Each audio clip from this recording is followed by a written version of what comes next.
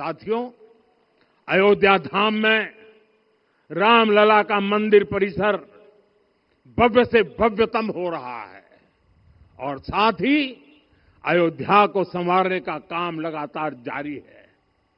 आज अयोध्या फिर से वह नगरी बन रही है जो दुनिया के लिए उदाहरण बनेगी।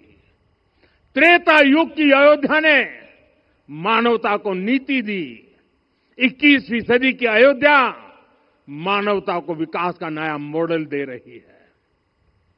तब अयोध्या मर्यादा का केंद्र थी, अब अयोध्या विकसित भारत का मेरुदंड बनकर उभर रही है। साथियों, भविष्य की अयोध्या में पौराणिकता और नूतनता का संगम होगा। सरयू जी की अमृत धारा और विकास की धारा एक साथ बहेगी। यहां आध्यात्म और आर्टिफिशियल इंटेलिजेंस दोनों का तालमेल दिखेगा। राम पथ, भक्ति पथ और जन्मभूमि पथ से नई अयोध्या के दर्शन होते हैं। अयोध्या में भव्य एयरपोर्ट है। अयोध्या में आज शानदार रेलवे स्टेशन है। वंदे भारत और अमृत भारत एक्सप्रेस जैसी ट्रेनें अयोध्या को बाकी देश से जोड़ रही हैं। अयोध्या वासियों को सुविधाएं मिले, उनके जीवन में समृद्धि आए, इसके लिए निरंतर काम चल रहा है। साथियों, जब से प्राण प्रतिष्ठा हुई है तब से लेकर आज तक करीब करीब 45 करोड़ श्रद्धालु यहां दर्शन के लिए आ चुके हैं। ये वो पवित्र भूमि है जहां 45 करोड़ लोगों के चरण रज पड़े हैं और इससे अयोध्या और आसपास के लोगों की आय में आर्थिक परिवर्तन आया है, वृद्धि हुई है। कभी अयोध्या विकास के पैमानों में बहुत पीछे थी। आज अयोध्या नगरी यूपी के अग्रणी शहरों में से एक बन रही है। साथियों, 21वीं सदी का आने वाला समय बहुत महत्वपूर्ण है। आजादी के बाद के 70 साल में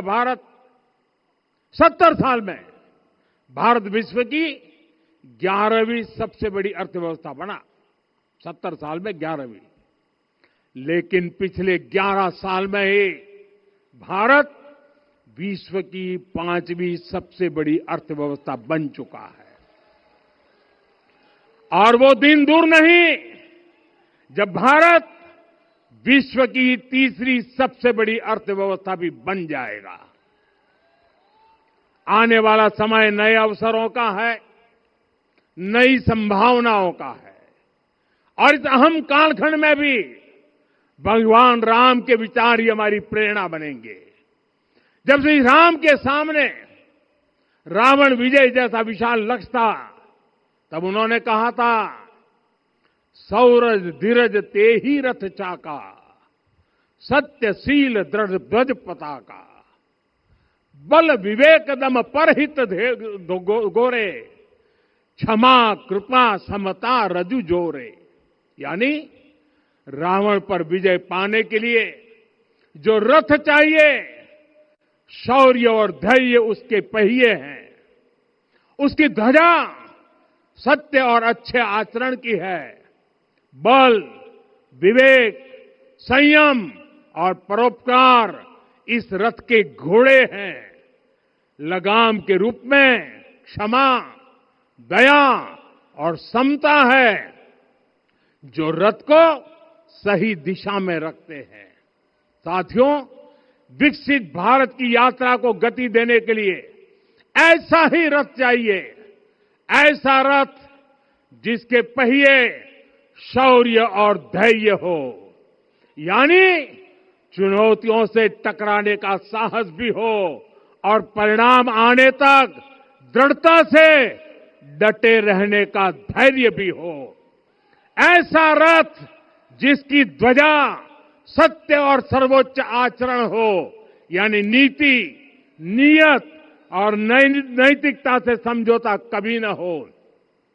ऐसा रथ जिसके घोड़े बल, विवेक, संयम और परोपकार हो, यानी शक्ति भी हो, बुद्धि भी हो, अनुशासन भी हो और दूसरों के हित का भाव भी हो। ऐसा रथ जिसकी लगाम क्षमा, करुणा और संभाव हो, यानी जहां सफलता का अहंकार नहीं और असफलता में भी दूसरों के प्रति सम्मान बना रहे। और इसलिए मैं आदरपूर्वक कहता हूं, ये पल कंधे से कंधा मिलाने का है, ये पल गति बढ़ाने का है। हमें वो भारत बनाना है जो राम राज्य से प्रेरित हो, और ये तभी संभव है जब स्वयं हित से पहले